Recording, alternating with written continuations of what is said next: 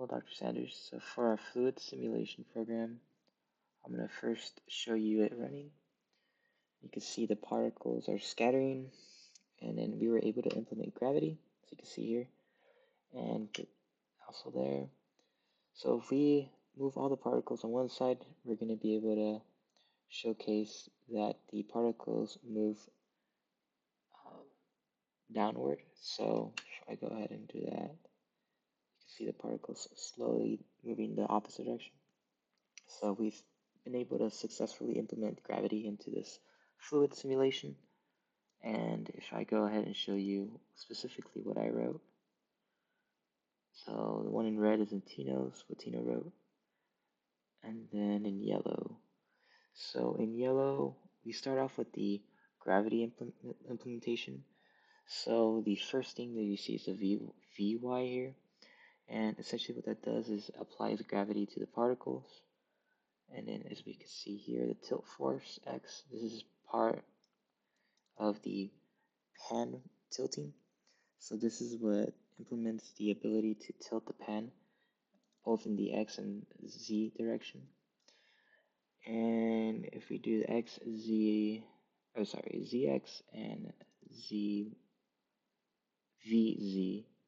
we accelerate it when it's pretty much tilted at a instant response. So if the user were to tilt it in one direction and rapidly change the opposite direction, we multiply it by 0.02 and it kind of simulates a quick movement in the pan. And if I go ahead and move to the if statement here, what this essentially does is we're trying to apply upward force. So this is what helps the particles pretty much go up and move towards the y direction. So we increment this by 0.2 if this is true. And if we go down, we update here the velocity. So these variables are in charge of the velocity positions.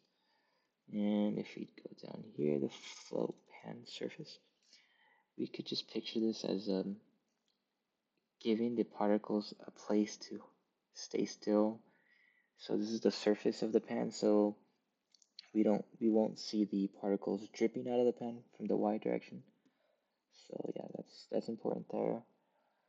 And then in the if, we could see that this is in charge of the particle. If it's below the pan, then pretty much it would bounce. So that's essentially what this is doing.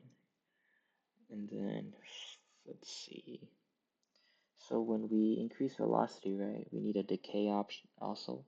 So these are in charge of decaying the x and z for the velocity. And for the if here,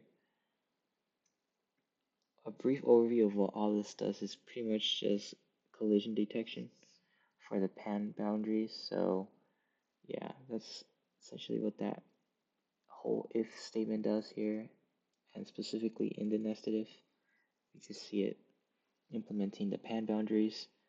And if we scroll down to the float, all this is doing is if it's checking if the particle is completely outside the boundary. So yeah, this is what all it does, and if it does detect the particle outside the boundary, then it will return true. Yeah, so that's pretty much what we implemented in this assignment. Yeah, so thank you, Dr. Sanders.